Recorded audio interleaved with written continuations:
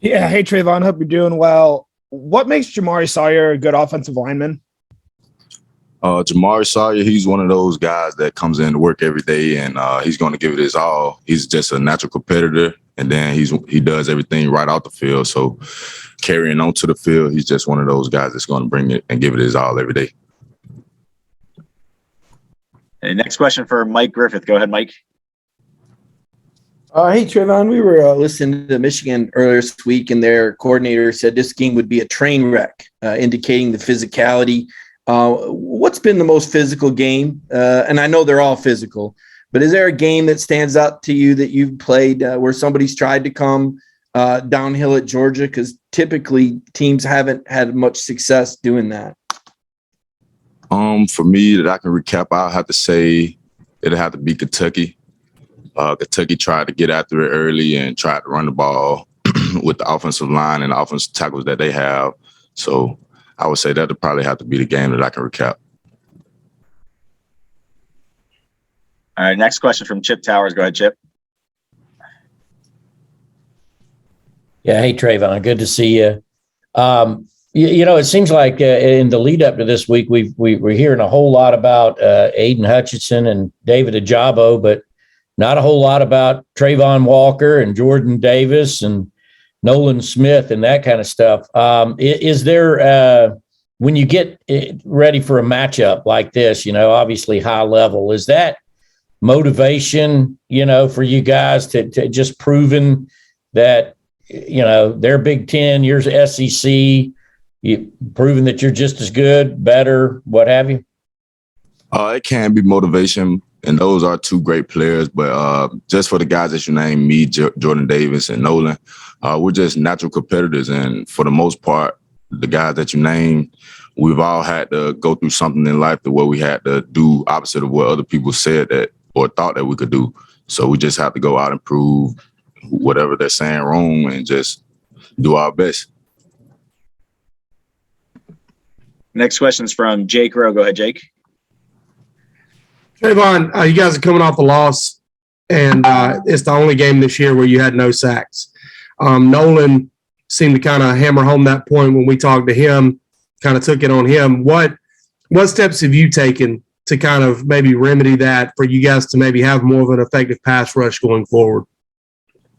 Me just coming to practice, working on my pass rush and working on different moves every day against some of the best offensive linemen in the country, which is Jamari and our offensive line. But it's just me coming to work at practice and work on my skill set, things that can make me better as a pass rusher to affect the quarterback.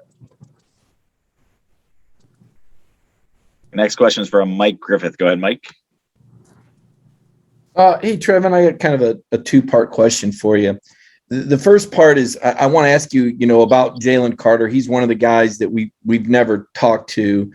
And the second question is about players doing interviews now and with NIL and social media. Do you think that's something that we'll see change in college football where maybe we'll get to see more players and learn their personalities earlier as players brand themselves? And then again, if you could just tell us about Jalen Carter, because we've never been allowed to talk to him. With your first part of the question, I do think that the NIL deals will help with getting to know players more. And then also to answer your second question, Jalen Carter, he's a great player. He's a physical guy, very strong, fast. He's not your typical big defensive tackle that can move around like he does. He's just a great kid. He's young and he's learning the game very fast. So within the future, I do think it will help to get to know a lot of the players early on. And the next question is for Seth Emerson. Go ahead, Seth. Travon, I know you weren't with the team 4 years ago when they came into the college football playoff, but that team was coming off a win. It was kind of new. There was a lot of excitement. What's the feeling this time for this team when you're coming off a loss? What's the feeling around the team now? I can't say it's just fuel to the fire because no one wants to lose, but also that loss taught us a lot and gave us a lot that we could go to practice and work on. So just building up after that loss, we just have to go in and correct the mistakes that we made in the past and do better moving forward. And next question for Davis Baker. Go ahead, Davis. Travon, Michigan's only allowed 10 sacks this season, which is the fewest amongst Power 5 schools. What makes them so good in pass protection?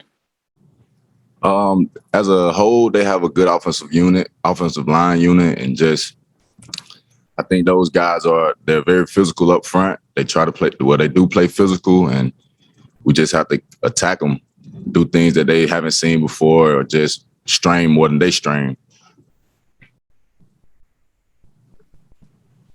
Your next question from Dan Matthews. Go ahead, Dan.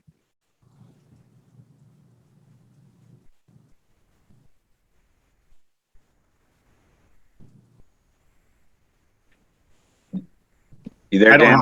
I don't have my hand. Oh, I did. Okay, sorry. Okay, no problem. All right. Next, Zach Klein. Go ahead, Zach.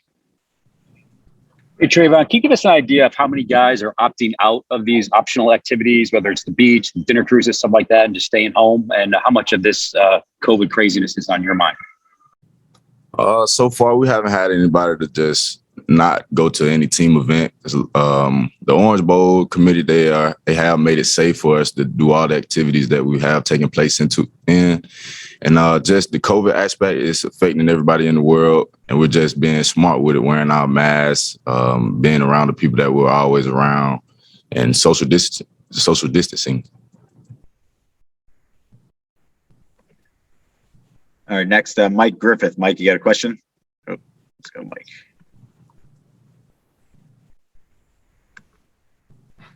Go ahead, Mike. Yep. Thank you. Yeah, I want to follow up on the opt-out question. And I know times and things change, Travon, and you're one of these guys that appears to be on the brink of being a multimillionaire yourself. Is pretty much the protocol that if it's a playoff game, you're going to play. But now maybe when it's not a playoff game, like last year, I think we saw a couple Georgia guys that didn't play year before Baker. Is that pretty much the standard now? If you're going to be a high draft pick, that you're going to see it through if it's a playoff game? I mean, for me, I can't answer for everyone else, but for me, I'm one of those guys I want to go out and compete for whatever game that my team goes out and plays. So I can't answer that question for everyone, but for me, I'm just a natural competitor and want to go out there and play, give it my all.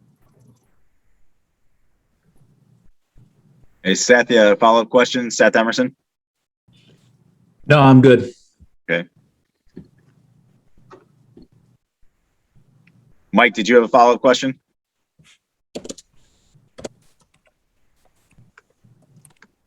Nope. I think that's all the questions we have. So appreciate your time.